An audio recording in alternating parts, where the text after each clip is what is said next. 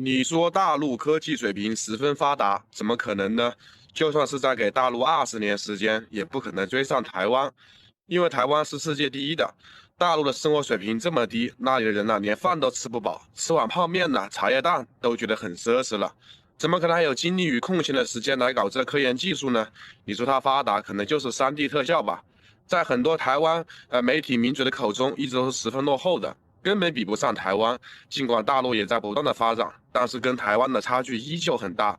大陆还处于上世纪的70、80年代，人民的生活水平很低，生活环境也是十分的脏乱差。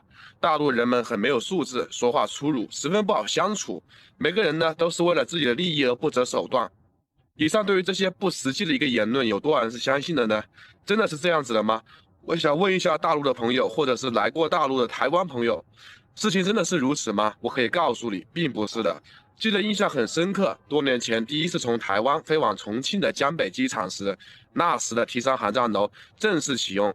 那一次，当飞机降落到平地以后，看见身旁的景物，我真的感到这个机场真的是超级大的，建设也是非常好的。在下飞机取行李的时候，大家都是非常有秩序的，排队依序的出机舱门，真的是很明显，完全不敢想象，怎么跟台湾媒体名角所描述的差距这么大呢？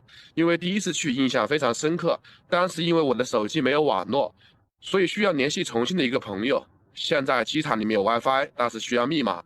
当时地的一个工作人员呢，也是很热情的帮我调试。在联系好朋友之后啊，一路几天下来，是不是？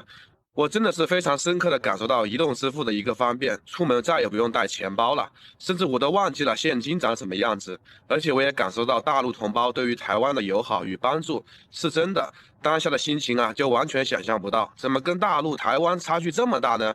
最初在台湾，又或者说如今在台湾的某些人，依旧是不敢想象，在大陆生活竟然只靠一只手机就能够生活了，因为真的不得不说，就太便利了。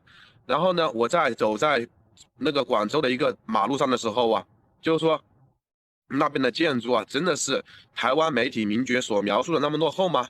我相信并不是的。顺带也跟大家说一下，如果有一直关注我的朋友都可以知道，我这一直以来都是给大家进行拍摄，也希望将大陆最真实的实际情况呢，是不是？然后去做分享，去做交流，也希望呢有人了解朋友呢，可以多加在底下帮我留言补充。你说大陆落后吗？我可以给大家说一下。在广州最贵的一个地段，一平的房价大概是30万左右啊。可能有一些人1年、2年、3年都不见得能够买得起这里一平的房子。在广州，甚至有个地方，它叫做沙岛，它甚至是有钱也不见得能够买得起的。我相信一直有关注我的朋友，应该也都非常的清楚。其实有来过大陆的朋友，你应该可以非常清楚的知道，它不仅科技十分发达，就连人民的生活也是十分幸福、安居乐业。当然，如果说到现在还有点不相信的情况的朋友啊，可以在事后啊，实际到大陆多加走走看看。相信有来过大陆台湾省的朋友，应该也会被大陆的一个情况给震撼到。